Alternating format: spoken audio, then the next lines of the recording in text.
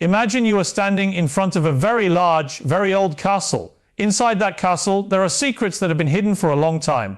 Suddenly, a tiny alarm goes off, but it is not a loud noise that everyone can hear. It is a quiet alarm that only a few people know about. This is because a secret file has been found, and this file is so powerful that it could change the lives of kings, queens, and princes forever. This isn't just a story about a family arguing at the dinner table. This is a story about millions of dollars, secret planes flying across the world, and a father who had to make the hardest choice of his life.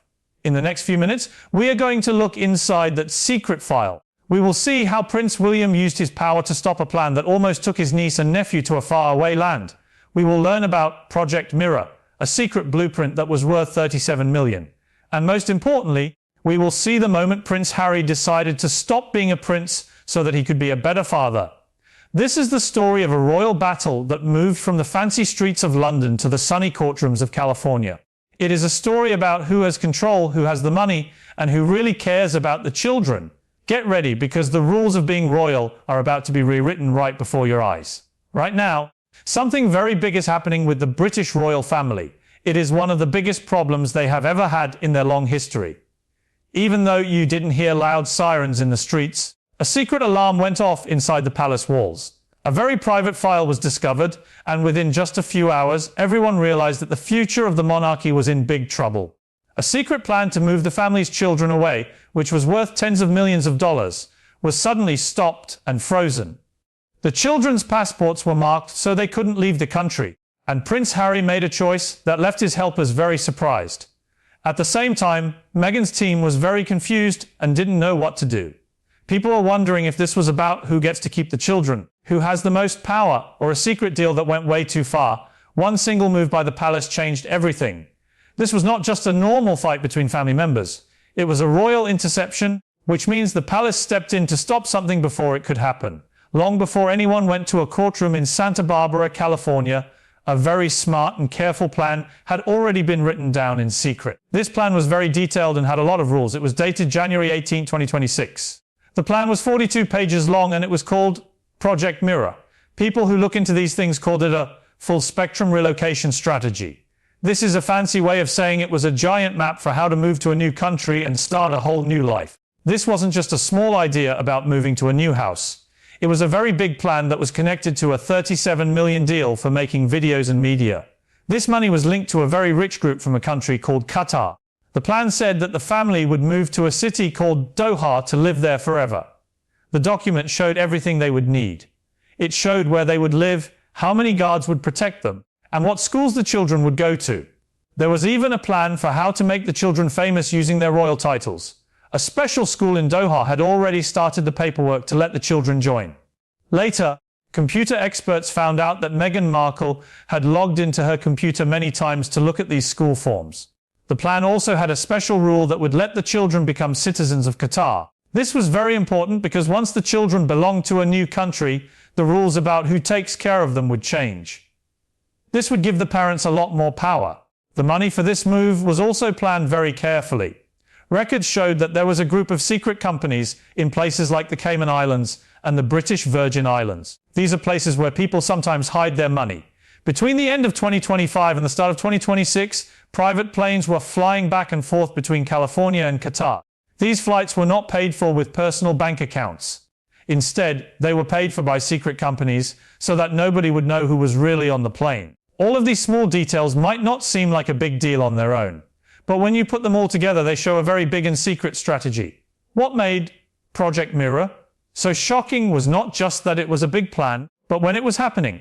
On February 11, 2026, Harry and Meghan had already made a deal about how to share the children under California law. This deal was part of a special treaty from 2024 that was made to keep royal children safe no matter where they lived. This treaty said that no one could move the children to a new place unless both parents agreed in writing. It looked like Project Mirror was a secret way to get around those rules. Legal experts said that if the children moved to Qatar under a special deal with that country's leaders, it would be very hard for the courts in the US or the UK to bring them back. This is why the plan was so serious. It suggested a future where the children would live in a place where the normal laws couldn't reach them. The $37 million deal was supposed to be for making shows and movies, but it also gave the people paying the money a lot of access to the royal children's lives. It mapped out how they would grow up and what they would do for many years. This wasn't just about moving to a new house, it was about changing who they were. Inside the palace, the discovery of this file changed everything. For a long time, there had been a lot of tension and bad feelings, but there were no real proofs. Now, there were documents, plain records, and school forms. It showed that this was not a sudden idea, but something they had been preparing for a long time. While people on TV talked about Harry and Meghan being independent, the real truth was becoming clear. If Project Mirror worked, the children's lives would change forever, and they would be under the rules of a different country. But the people who made the plan didn't realize that the palace was already looking at their money. Prince William was already watching what was happening, and he was ready to make his own move. When the palace found out about Project Mirror, they didn't get angry or start shouting. Instead, they acted very quietly and followed the rules. Just a few days after the secret file was found in January 2026, Prince William had a secret meeting with the people who managed the royal money. They didn't tell the newspapers anything, and they didn't look like they were panicking. They just started to take control. The first thing they did was containment. This means they stopped any money or royal names that Harry was using. They put everything under a special review. This made it so that nothing belonging to the royal family could be sold or moved without someone checking it first. They also froze a bank account that had $7,800 in it. This was money that Harry used to be able to touch easily, but now he couldn't. They also started looking at a big piece of land in England called the Hartwell estate. These were not just small moves to be mean. They were financial breaks. They were meant to slow everything down. Project Mirror needed a lot of cash to work. By freezing the money in February 2026, William stopped the engine that was supposed to take the family to Qatar. The review of the money went even deeper. Forensic experts looked at bank records and found that $2,300 had been spent on personal things between 2022 and 2025. This was money from accounts that were supposed to be shared. The records showed that $480,000 was spent on very expensive clothes from famous stores like Hermes and Dyer. Another $60,000-$70,000 was spent on private planes, including trips to places like Abu Dhabi and Nice. They even found that $310,000 was spent on people who help you look good on camera and in the news. These numbers were not shared just to make Harry and Meghan look bad. They were shared to show a pattern of how they were using the money. Harry's lawyers tried to look at the bank statements to see what happened. They were told that some of this personal spending had been listed as money for their charity foundation, Archewell. At the same time, the US government was looking at bank accounts in the Cayman Islands that were linked to secret companies. They found that almost $900,000 had been sent from event planners in Dubai. When the palace saw this, they told the fraud investigators in the UK about it.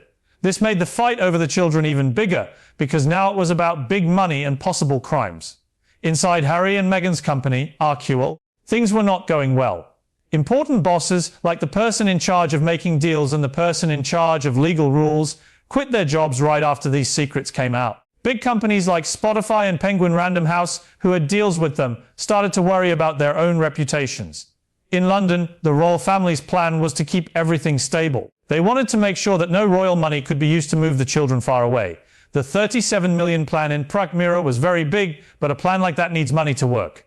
By February 14, 2026, most of that money was locked up. What looked like a normal divorce or family fight was now a giant international legal problem.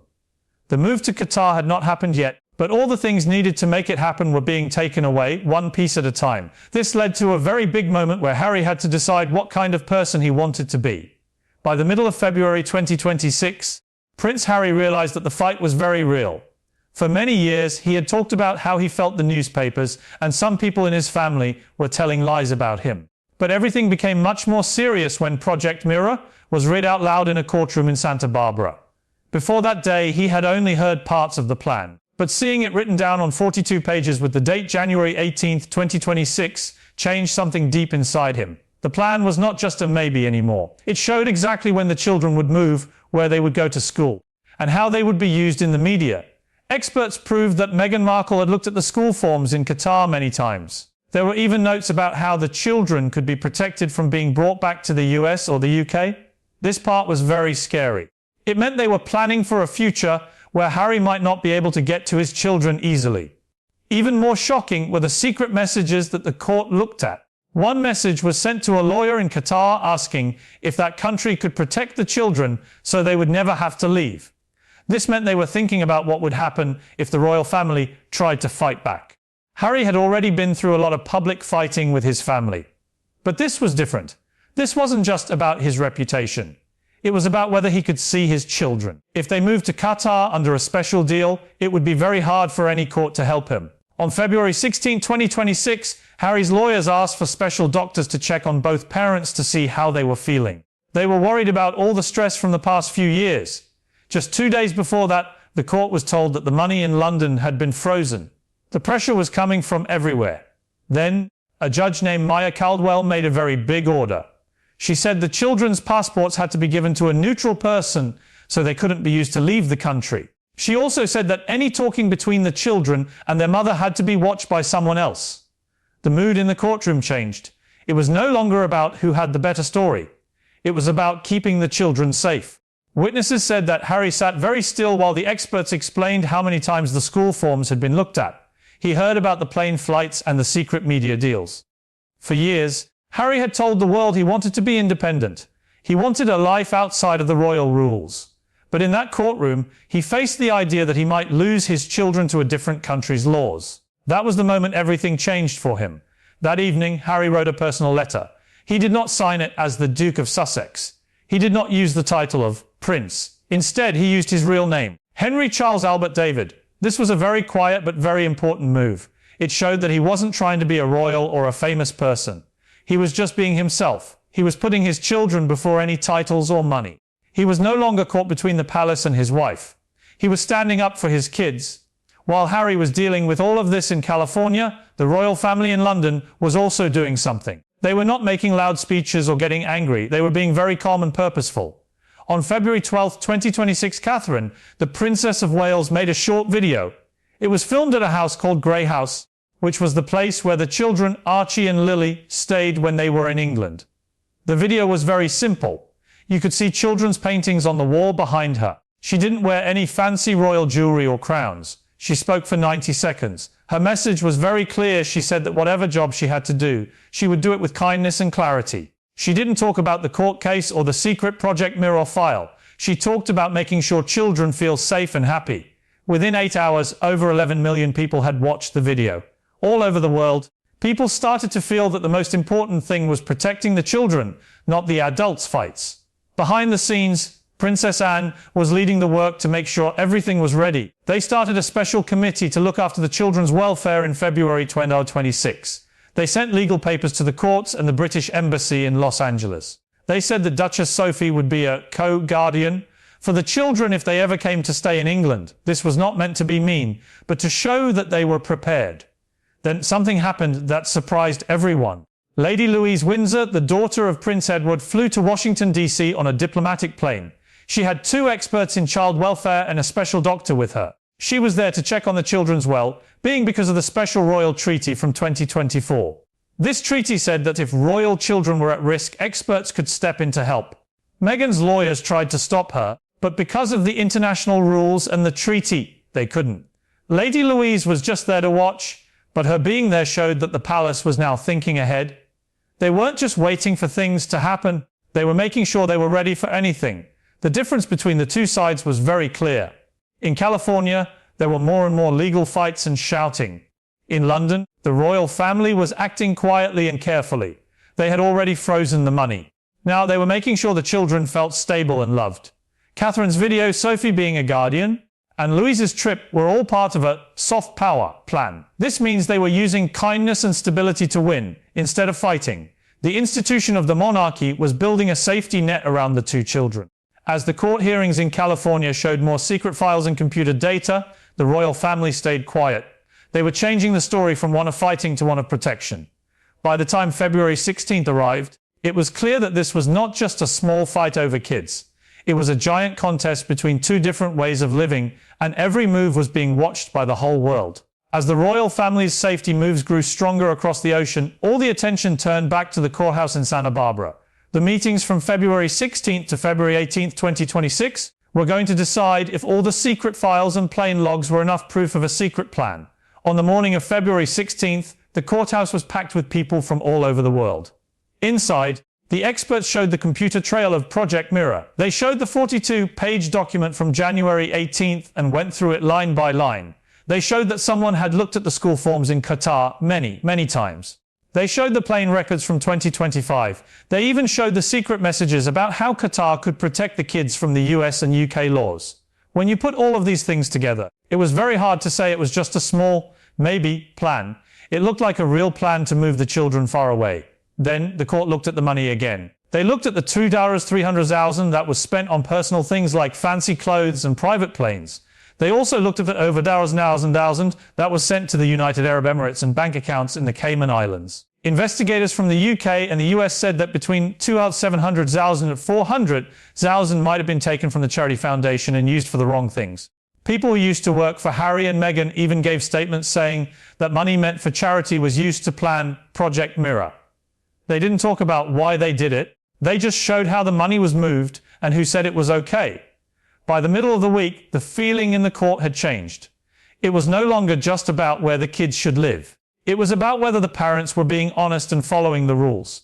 Meghan's lawyers tried to say that Project Mirror was just an idea for their business. They said they wanted their company to grow in the Middle East, not that they were trying to hide the children. But the judge, Maya Caldwell, had all the details about the planes, the money, and the timing of the moves. On February 18th, she gave her final answer. She said the original deal from February 11th would stay the same. This meant the children would stay under the rules they already had. She also said that if anyone tried to move the children without a written agreement, they would have to pay $5 million first. Meghan Markle was told she had to pay back her last $300,000 into the shared estate because she used the charity money incorrectly. Even more, their charity, Arcuel, was told it had to close down. The money left in the charity would be frozen until experts decided where it should go. One of the biggest rules the judge made was about the names they used. For the next 10 years, they could not use names like Arch, Windsor, Sussex, or Lily for any new businesses or media products. This was a very big blow to their plans for making money. The judge also said that the children's social media accounts would now be managed by a special royal trust for children's welfare. Then, the judge said something that people will remember for a long time. She said that being a mother is not a shield and a weapon that you can use whenever you want. The room was very quiet when she said that. When it was all over, everyone looked very tired. The plan to move to Qatar was stopped. The money for the plan was gone. What started as a $37 million secret deal ended in a courtroom with a judge saying no. The whole legal fight was over, and the rules had been changed forever. When the courthouse doors closed on that final day, the legal fight was finished. But for Prince Harry, the real thinking was just beginning. The judge's rules had stopped the move to Qatar and broken the financial plans. But the biggest change happened after all the cameras went away and it was quiet. For a long time, Harry had been living with two different lives. He was the son of a king, but he was also a man who had walked away from that life. He was a famous person known by everyone, but he was also a dad who wanted his kids to be safe. Inside that courtroom, those two lives finally crashed into each other. The Project Mirror plan was dead. The money was gone. The children's passports were safe, and they were under the protection of the palace. The fight wasn't about big plans anymore. It was about what was left of his life. That evening, Harry wrote a short note by hand and put it on the official royal website. He didn't have a big press conference, and he didn't use any fancy royal words. What everyone noticed was the name he signed at the bottom. It didn't say Duke of Sussex. It didn't say Prince Harry. It said Henry Charles Albert David. People who study history and law knew exactly what this meant. This wasn't just a small change to get people to feel sorry for him. By using the name he was given at birth, Harry was saying he didn't need his royal rank or his power. He was choosing to be a normal person and a father instead of a prince. He was taking responsibility for his own life. This message came just a few hours after the judge said the custody deal was permanent. It followed the rules that said he couldn't use royal names for business anymore. By signing as Henry, he was showing that he understood the judge's decision. He didn't need titles to be a dad. Inside the palace, everyone was very quiet about his letter. They didn't make any big announcements about him coming back to the family or fighting with them. They just treated his choice as the final answer. They had already made a special declaration called the Sandringham Declaration to make sure the children were protected no matter what Harry decided to do. People also noticed how different Harry was from his brother, William. While Harry was figuring out who he was, William had been building strong rules and systems that would last forever. William's way of doing things was about the law and treaties. It didn't matter how people felt. The system kept moving forward. For Harry, giving up his titles was not an act of fighting the king. It was a way to get away from the conflict. By signing as Henry Charles Albert David, he left behind the life of being a royal celebrity. What was left was a father who had to follow the court's rules and show up for his kids every day. There was no cheering or celebration when his letter was posted. There was just a quiet feeling that something had changed forever. The very next day after Harry gave up his titles, the royal family started making a lot of changes. They put out a series of updates in the official records. Any big jobs that Harry or Meghan had were taken away. Their company, Archewell, was in a mess and falling apart. They even passed a new rule called the Grey House Protection Act to make sure the youngest children would always be safe from any outside pressure. Within a few days, Archewell was completely gone. The people who used to work there started telling the truth to the people in charge. They shared documents that proved the money had been handled poorly. Even the newspapers changed how they talked about the couple. They used to think they were glamorous and exciting, but now they were writing about how they had to follow the rules and be accountable for what they did. The story was no longer about being famous. It was about doing what is right. Most people changed their minds about Harry and Meghan too. Their popularity went way down from over 50% to only 28%. This showed that many people didn't like the secret plans and the legal fights. Meghan now had to live a life that was guided by court orders and rules about where she could go. She wasn't as free as she wanted to be, but Harry seemed to find a bit of peace. Even though he wasn't a prince anymore, he knew exactly what he was supposed to do, be a father and protect his children. The youngest members of the family were now safe under a special protocol that kept them away from media fights or legal battles. One half of the couple was stuck with legal problems, while the other half was finding a way to be happy as a regular dad. This whole situation wasn't about getting revenge. It was about showing that the laws and the royal rules are stronger than being a celebrity. It showed that no matter how famous you are, you still have to follow the rules that protect the monarchy and the people it serves. So, what do you think about all of this? Do you think it was just a fight about the kids? Or was it the moment Prince William showed that fame cannot beat hundreds of years of tradition? We want to hear what you think in the comments. Please don't forget to like this video, share it with your friends, and subscribe so you don't miss our next update.